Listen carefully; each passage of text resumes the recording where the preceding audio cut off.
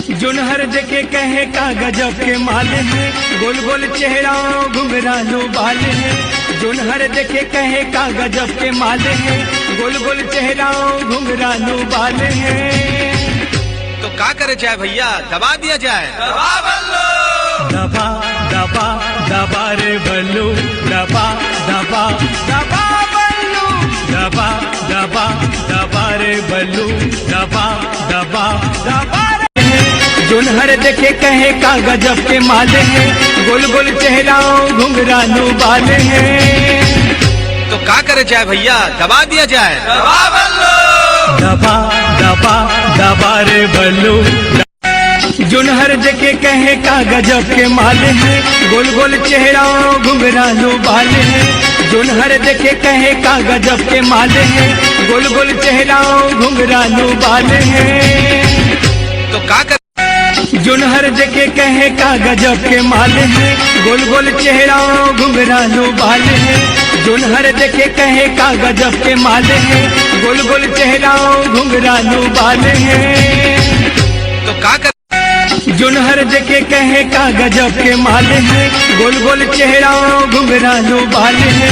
जुनहर देखे कहे का गजब के माल है, गोल गोल चेहरा घुंघरालू बाल है। तो क्या करे जुनहर देखे कहे का गजब के माल है, गोल गोल चेहरा घुंघरालू बाल है। जुनहर देखे कहे का गजब के माल है, गोल गोल चेहरा घुंघरालू बाल है। तो क्या जुनहर देखे कहे का गजब के माल है, गोल गोल चेहरा घुंघरालू बाल है। जुनहर देखे कहे का गजब के माल है, गोल गोल चेहरा घुंघरालू बाल है। तो क्या करे जुनहर देखे कहे का गजब के माल है, गोल गोल चेहरा घुंघरालू बाल है। जुनहर देखे कहे का गजब के माल है, गोल गोल चेहरा घुंघरालू बाल है।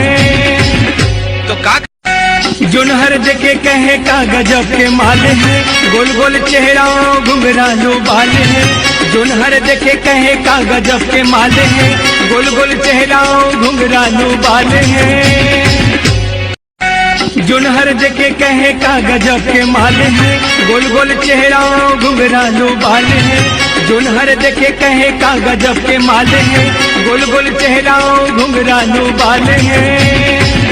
तो क्या जुनहर देखे कहे का गजब के माल है, गोल गोल चेहरा घुंघरालू बाल है।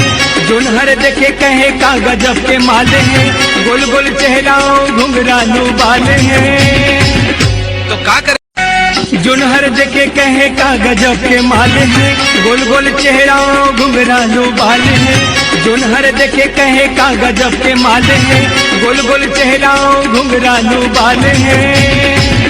तो क्या करे जुनहर देखे कहे का गजब के माल है, गोल गोल चेहरा घुंघरालू बाल है। जुनहर देखे कहे का गजब के माल है, गोल गोल चेहरा घुंघरालू बाल है।